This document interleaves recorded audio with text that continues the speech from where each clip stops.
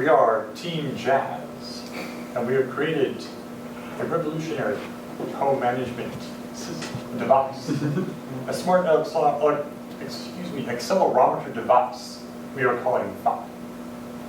Now, who are we? We are Jared Ashcraft, David Sikes, John Wilder, and Mr. Paul Wilder in the back.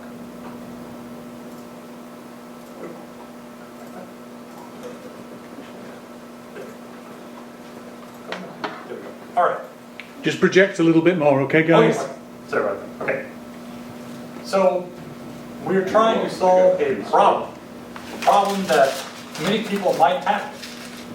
Because, it's easy sometimes to remember to start to do something. It's not quite so easy to remember to finish the thing, right?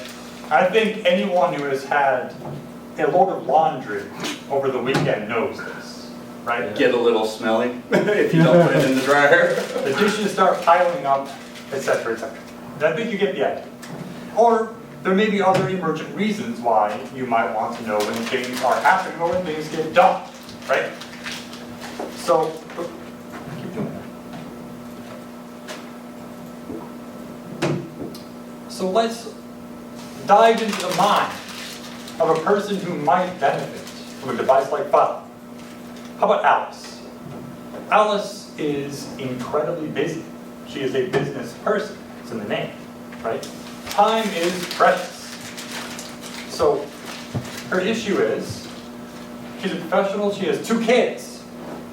She's always juggling between household chores, work. She doesn't have a whole lot of time to remember to do things unprompted, right? And you don't even have to be busy for that. Now, what can help her stay organized? We may have the answer.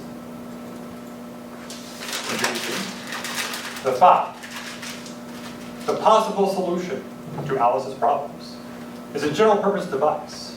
You can attach it to any object, or not any object, but any objects that are supposed to move, or maybe they're not supposed to move, and you need to know them, right?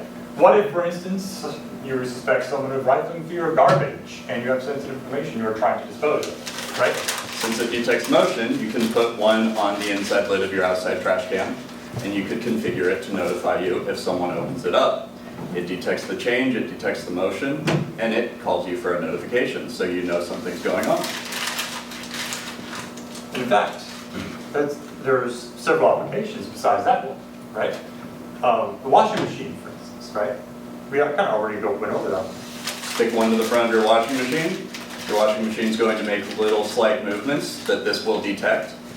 And then, as soon as it stops for a long enough period of time, you'll get a notification that your dishes are done.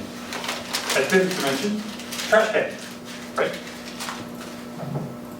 And then maybe the dishwasher, right? Now. So one of the applications that we thought it might be good for is Alice with her kids. Maybe you've got teenagers that aren't quite so good about taking the trash out, and so they'll throw away until it's full, and then someone will come along with something way too large that would normally require the trash to be taken out, but teenagers might just leave it in a certain state. Oh. Getting a call. Who could it be? Alarm for the inside trash can has been activated. I repeat, your notification alarm for the inside trash can has been activated. And you could just as easily have the notification go to your teenagers and their cell phone. You can configure it to be a call, a text. In this case, we used Radisys to send a call. We figured basically everyone has visual voicemail these days. And if it's something like one of the applications we thought of could be a bike alarm, you would probably want a call that you would notice right away versus a text that maybe you just missed the vibration.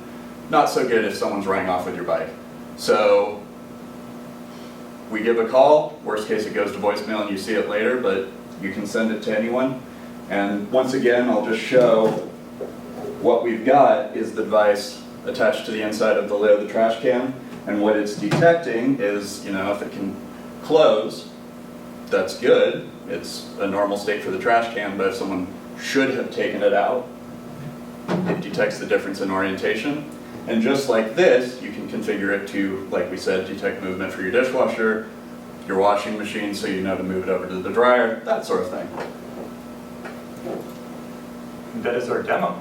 So, in conclusion, thank you very much to Radisys for sponsoring this TAD hack, and of course for all of your patience and help during the hack.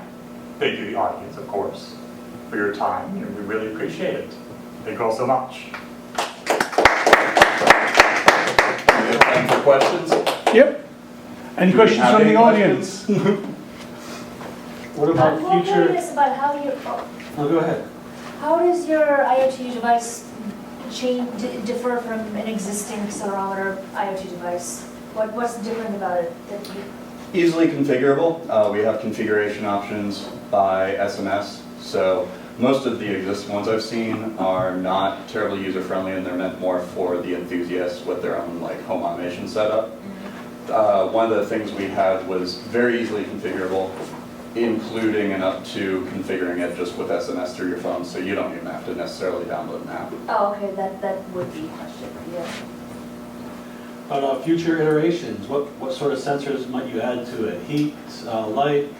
I had a few ideas based on electronics I had in my kit, and I didn't want to kind of throw too many features too fast. We could basically do anything with it and have it notify you. I was thinking if temperature gets too hot, you might have one in your fridge or freezer. You could do a water sensor and have it notify you, just stick it in the utility closet by the hot water tank, and if it starts overflowing, it could text you or call you.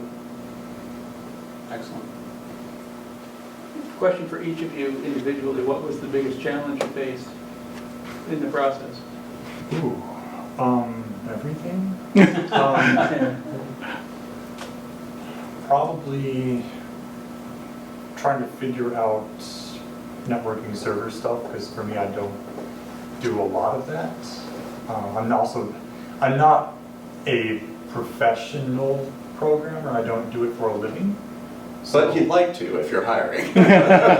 Yes, but I did. So a lot of the trouble was figuring out things like what Flask, the server, because that was my primary job. Yeah, everything else was pretty easy. I did mostly interfacing with Radisys, but yeah, I think that was it.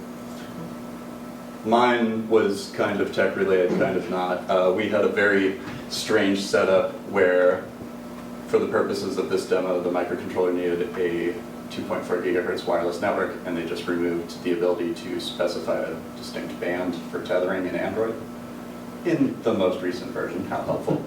And so the server was running on my laptop. That was tethered to my phone, but the laptop was also tethering on 2.4 gigahertz only to the board, so he could program it. Meaning, today I had to go source a trash can and drive around without my cell phone. It's been a while since I did that.